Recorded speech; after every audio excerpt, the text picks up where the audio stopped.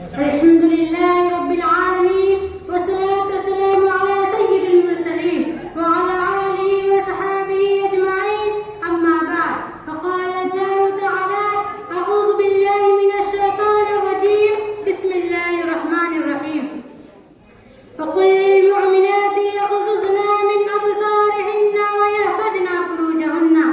صدر محترم حکام صاحبان مسلم مربی اساتذہ اکرام اور دور دراز سے تشریف لائے ہوئے مہمانان اعزاز اور دینی ملی بھائی اور بہنوں، آج کے اس سالانہ انجمن میں جس موضوع کے تحت کچھ عرض کرنا چاہتی ہوں وہ ہے پردہ اور اسلام.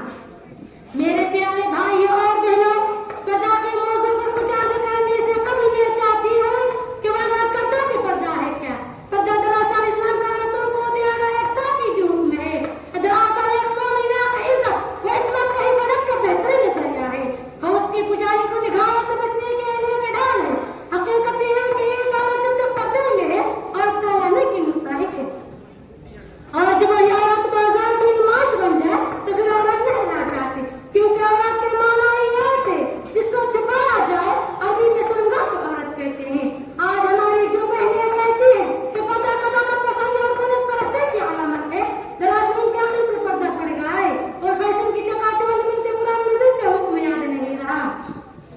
وَلَا يُبْدِينَ زِينَتَهُنَّ إِلَّا مَا ظَهَرَ مِنْهَا، یعنی عورت اپنی زینت کو ہرگز اپنی ظاہر نہ کرے سوائے حصوں کو جن کو کھولے رکھنا مجبوری ہے. کہ قرآن کریم کی آیاتیں بھی بلند حصے کی تعلیم دیتی ہے. اس لیے قرآن مجید میں اللہ تبارک و تعالیٰ نے یہ بھی فرمایا وَلَا تَبَرَّجْنَا تَبَرُّجَ الْجَاهِلِيَّةِ الْأُولَىٰ، زمانہ جاہلیت کی طرف نہیں پردے کی بنا سنگر نہ کیا کرو. نبی اکرم صلی اللہ علیہ وسلم نے حدیث میں فرماتے ہیں کہ جو خوشبو لگا کر غیر مردوں کے پاس سے گزرتی ہے جنت کی خوشبو بھی نہیں پا سکتی. میرے پیارے بھائیوں اور بہنوں، بڑے افسوس کی بات ہے کہ قرآن حدیث کے ان تاکیدی فرامین کے باوجود آج ہمارے معاشرے میں بھی پردے کی عام ہے. خاص طور سے شادی بیاہ کے موقع پر جس طرح بہائی بقا ہوتی ہے، مرد و زن کا جو بے جا اختلاط ہوتا ہے اس سے دیکھ کر دل خون کیا حاصل ہوتا ہے.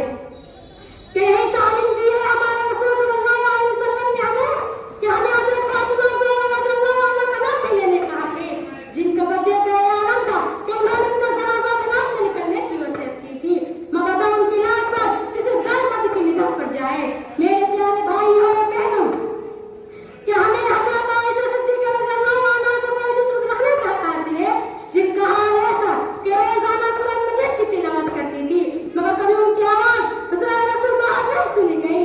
آج ہم نے شرم حیا کا دامن چھیڑ لیا. آج مسلمان لڑکیاں بے پردے کی اپنی آیت کے تمام موجود پار کر رہی ہے اور اس کا نتیجہ یہ ہے کہ پورا معاشرہ ہر فکر میں چل رہا ہے. نوجوان نسل تباہ ہو گئی ہے. تاغدان میں کتاب کی بلندی پرانی باتیں قرار دی جانے لگی ہے. حیا اور غیرت کی ساری تعلیم بن چکی، حالانکہ ایک عورت کا اثر ضروری کے شان میں آیا ہے. ایک حدیث میں اللہ کے رسول صلی اللہ علیہ وسلم فرماتے ہیں اِذَا لَمْ تَسْتَحِي فَاصْنَعْ مَا شِئْتَ، جب تمہارے اندر حیا نہ ہو تو پھر تم سے کسی بھی کام کی توقع کی جا سکتی ہے. میرے پیارے بھائی اور بہنوں، آج ہماری جو بہنیں بے پردہ ہو کر مولانا یونیورسٹی جاؤ کر تعلیم حاصل کرتی ہے. میں اپنی تعلیم کے خلاف نہیں ہوں. اگر مسلمان لڑکیاں ڈاکٹر نہیں بنے گی تو پھر مسلمان خواتین کے علاج کون کرے گا؟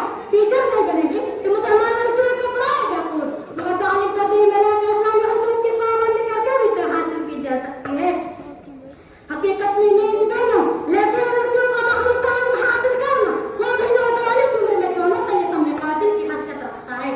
اما عائشہ رضی اللہ عنہا پردے میں رہنے کے باوجود بڑے بڑے صحابہ کو فتویٰ دیتی تھی اور دین کے سلسلے میں ان کی رہنمائی کرتی تھی. اللہ تعالیٰ نے ان مقدس صاحب نقش قدم پر چلنے کی توفیق عطا فرمائے. آمین.